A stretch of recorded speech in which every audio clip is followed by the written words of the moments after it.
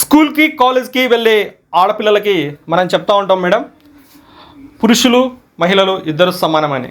కానీ అదే ఆడపిల్లలు తిరిగి వాళ్ళ ఊరికి ఇంటికి వెళ్ళి వాళ్ళ ఆలయ కమిటీల్లో చూసినప్పుడు ఆలయాల్లో మొత్తం కూడా పురుషాధిక్యతే ఉంటుంది. మరి ఆలయ కమిటీల్లో మహిళలకు చోటు కల్పించకుండా లింగ వివక్షని ఏ విధంగా రూపుమాపుతారు, అలాగే గ్రామస్థాయిలో మహిళా సాధికారత ఎలా సాధిస్తారు? ఆలయ కమిటీలో మహిళలకు చోటు లేనప్పుడు మహిళా సమస్యలు ఆలయ కమిటీకి ఎలా తెలుస్తాయి?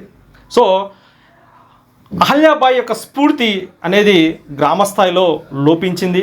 మరి దీనిపైన మీరు ఏదైనా కార్యాచరణ కానీ లేకుంటే ప్రభుత్వానికి మీ వైపు నుంచి ఏదైనా విన్నపం కానీ చేయగలుగుతారా? అంటే క్షేత్రస్థాయిలో మహిళా సాధికారత సాధించాలంటే అది ఆచరణలో చూపించినప్పుడే అహల్యాబాయి యొక్క జయంతికి నిజమైన నివ్వాలి అనేది ఉంటుంది. చాలా చక్కటి క్వశ్చన్ అడిగారు. ఈ ఆలోచన కూడా ఎవరికి వచ్చిందా లేదా అటువంటి క్వశ్చన్ మీరు వేశారు. నిజంగా మీకు మెచ్చుకోదగ్గ విషయము.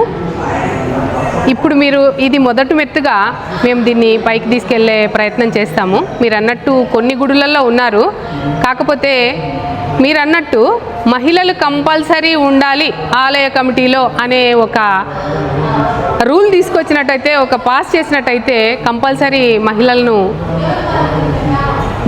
కమిటీలో పెట్టే ఆస్కారం ఉంటుంది. కాబట్టి దీని మీద నిజంగా మన ప్రయత్నం మేము మహిళా మోర్చా తరఫున నేను దీనికి ముందు మెట్టుగా నేను వేస్తూ ఇవాళ నుంచి దీన్ని ఎక్కడ పోయినా ఏ కార్యక్రమంలో పోయినా కూడా ఆలయ కమిటీలో కంపల్సరీగా మహిళల పాత్ర ఉండాలి, మహిళను కంపల్సరీ కమిటీలో ఒక మెంబర్గా కంపల్సరీ ఉండాలి అనే విషయాన్ని నేను తీసుకురావడానికి కృషి చేస్తానంటూ మీకు మాటిస్తున్నా. నమస్తే.